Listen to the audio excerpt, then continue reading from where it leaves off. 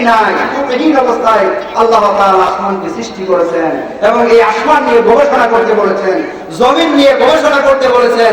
আল্লাহ রাব্বুল আলামিন এই ভূখণ্ড সম্পর্কে বলেছেন, দুনিয়ার মানুষ আমি আল্লাহ সুবহানাহু ওয়া তাআলা এই ভূখণ্ডের ভূগর্ভ থেকে তোমাদের জন্য পানির ব্যবস্থা করে দিয়েছি।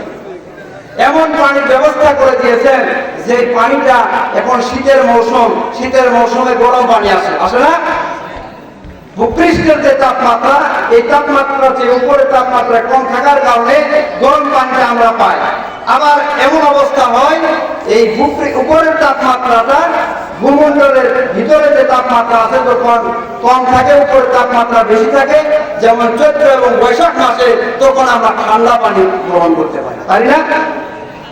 আল্লাহ রাব্বুল আলামিন বলেন, আফারাআইতুম মা মা আল্লাযী তাশরাবুন, ও বান্দারে তুমি কি ভেবে দেখেছো যে পানি তুমি পান করো, আনতুম আনজালতুমুহু মিনাল মুজনি আম নাহনুল মুনজিলুন, মুসলমানে ওই বৃষ্টিটা তুমি বর্ষণ করো না আমি বর্ষণ করি? কে বর্ষণ করেন?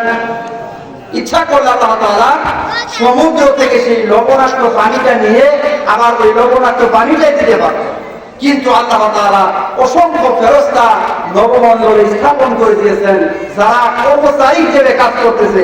যেমন বর্তমান সরকারের অধীনে বিভিন্ন সেক্টরে কর্মচারীরা কাজ করতেছে, আল্লাহ তাআলা অসংখ্য ফেরেশতা সৃষ্টি করেছেন, তারা এক একটা সেক্টরে এক এক দলকে আল্লাহ তাআলা বিভক্ত করে দিয়েছেন। বলি সুবহানাল্লাহ।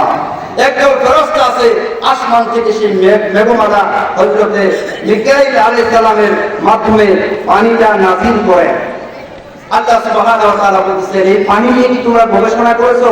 এই পানির ভিতরে আমি এমন পদার্থ দিয়েছি, সমুদ্র থেকে সমুদ্রের ভিতরে হেলুসেন মূলক আছে, ক্লোরিন, ফ্লোরিন, ব্রোমিন, আয়োডিন, এই লবণাক্ত এই লবণগুলোকে আল্লাহ তাআলা আসমানের ভিতরে সাকিয়া সাকিয়া পিওর পানি নাযিল করেন। বলি সুবহানাল্লাহ, মিঠা পানি। সুতরাং এজন্য আমাদেরকে ওই আল্লাহ শুকরিয়া আদায় করতে হবে। যেহেতু কোরআনুল কারীম একটা বিজ্ঞানময় কিতাব, যেমন লোহার আকরিক, এই লোহা আকরিকটা আল্লাহ তাআলা ভূপৃষ্ঠের ভিতরে রেখে দিয়েছেন। সোনা রূপা অসংখ্য নিয়ামত আল্লাহ তাআলা এই ভূপৃষ্ঠের ভূখণ্ডের ভিতরে রেখেছেন, এগুলো থেকে আমরা উদ্ভাবন করতেছি। করার কারণে সেই আকরিক থেকে ভেজালযুক্ত এগুলো থেকে বিজ্ঞানীরা গবেষণা করে আকরিক থেকে শোধন করতেছে তেল, গ্যাস, এই পদার্থগুলো শোধন করে করে যত বিশুদ্ধ তত এটা, যেমন এরোপ্লেনের জন্য, বিমানের জন্য যে ব্যবহার করা হয় এগুলো গ্যাসোলিন, অকটেন, ডিজেল এভাবে ভাগ করা হয়েছে ওই একটা পদার্থ থেকে। আল্লাহ তাআলা এগুলো আপনাকে আমাকে দুনিয়াতে চলার জন্য এক একটা নিয়ামত দিয়েছেন।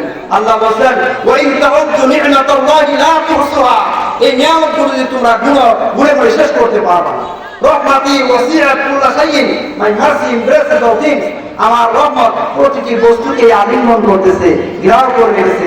সবচেয়ে বড় একটা নিয়ামত হলো আপনি আমরা এই যে চলাফেরা করতেছি, অক্সিজেন, আমরা অক্সিজেন গ্রহণ করতেছি, কার্বন ডাই অক্সাইড ত্যাগ করতেছি। আর এই অক্সিজেন যে উৎপাদন করতেছে যার মাধ্যমে সেটি হলো বৃক্ষরাজি। আল্লাহ রাসূল এই জন্য কৃষি বিজ্ঞানের কথা এই কোরআনুল কারীমে বলেছেন। আল্লাহ রাসূল বলেছেন, মা মিন মুসলিমিন ইয়াবরুসু গরসান আও ইয়াসরাউ যারআন ফায়াকুলু মিনহু তাইয়ান আও বাহিমাতুন ওয়া মা কানা লাহু বিহি ইল্লা সাদাকাতুন। আল্লাহ নবী বলেছেন, কোন মুসলমান যখন কোন একটা গাছ বা কোন বীজ বপন করে এগুলো কোনো পাখি খেয়ে ফেলে বা কোনো তৃণভোজী প্রাণী খেয়ে ফেলে বা কোনো মানুষ নষ্ট করে ফেলে, এগুলো ওই ব্যক্তির জন্য সব জায়গায় গাড়ি আইটেমে গণ্য হবে। বলি সুবহানাল্লাহ।